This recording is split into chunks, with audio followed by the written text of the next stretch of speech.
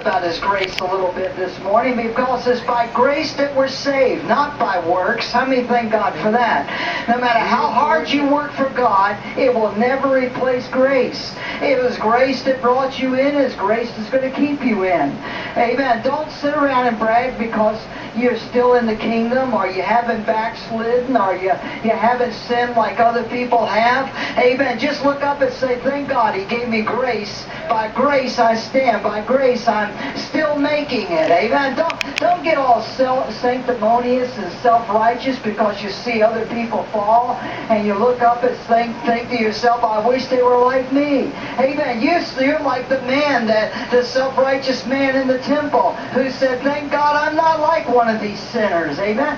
But how many know it's by the grace of God we are where we are right now? Amen.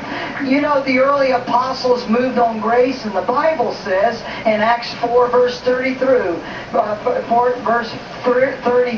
amen, and with great power gave the apostle witness of the resurrection of the Lord Jesus, and great grace was upon them all. Amen. Didn't say it was just average grace. It was great grace was upon those early disciples and early apostles as they preached the gospel, walking into cities that were hostile, cities that were filled with idolatry and idol worship, and yet through great grace they were able to go in and find the soul that was hungry and establish a church and build, amen, the kingdom of God. And with great grace they were able to demonstrate the power of the resurrection. How many know the power of the resurrection is shown, amen, by the working of the gifts of the Spirit?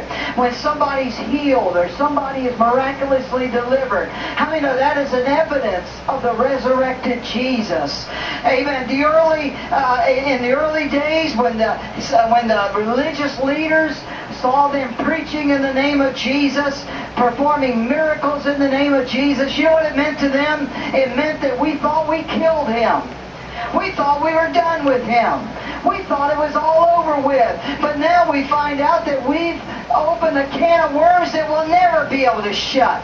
Amen. That now these disciples are walking around performing and doing things that are beyond them in the name of Jesus. He's still here. He's still here. He's still here. Every time we see a miracle, how many know it's an evidence that He is alive, that He's still here? The grace of God is still working today, just like it did in the book of Acts. How many thank God for that? Amen.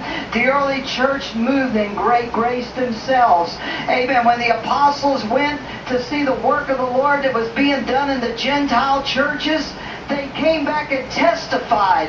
And they says when they came and had seen the grace of God, they were glad and exhorted them all that with purpose of heart they would cleave unto the Lord. Can you imagine being a Jewish disciple, a Jewish born in Israel, raised in the Jewish religion, and now you're saved?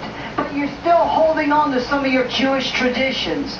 You're still dressing like a Jew, wearing your hair, your beard. You're still observing some of the laws that govern the Jewish nation because you know they're blessed. You know that they work. But now you walk into the midst of a Gentile church, and there's blacks, and there's whites, and there's Arabs, and there's barbarians, and there's all kinds of just a whole assembly of people from different places, and they're not doing things right. Some of them got their heads shaved. Some of them are wearing earrings in their ears.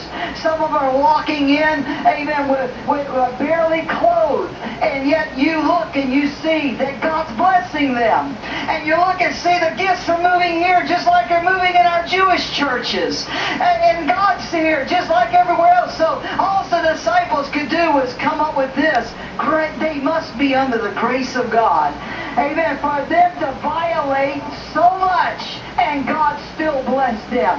Listen, saints, just because everyone's not doing what we're doing, just because people aren't praising God like you're praising the Lord, just because people aren't, amen, doing what you're doing in this house, doesn't mean that they're amen, void of the grace of God. Amen. They could be baptizing the wrong way. They could be taking communion like you never dreamed they could be taken. But thank God out. If they're wrong, God will straighten them out. But grace will pick up, amen, where everything else leaves off. How many thank God that by the grace of God you stand today?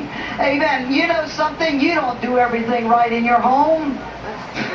How many thank God? You don't do every right in your home. You can stand up and say, oh, I'm a perfect parent.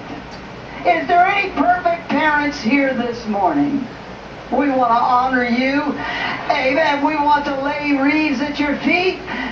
Amen. We want to just see you. Amen. How many of you are not perfect parents, but you've made mistakes? You're not perfect. You know that you haven't always made the right call in the raising of your children. But they're still in the kingdom. They're still walking with God. They somehow survived. They somehow have made it. Come on, amen. How many know it's the grace of God, amen, on your life where you failed, God succeeded. Hallelujah. And all we can do is stand up and say the grace of God has brought us to this place. I don't know how it's all happened. Amen. Now they're bringing grandchildren home to you.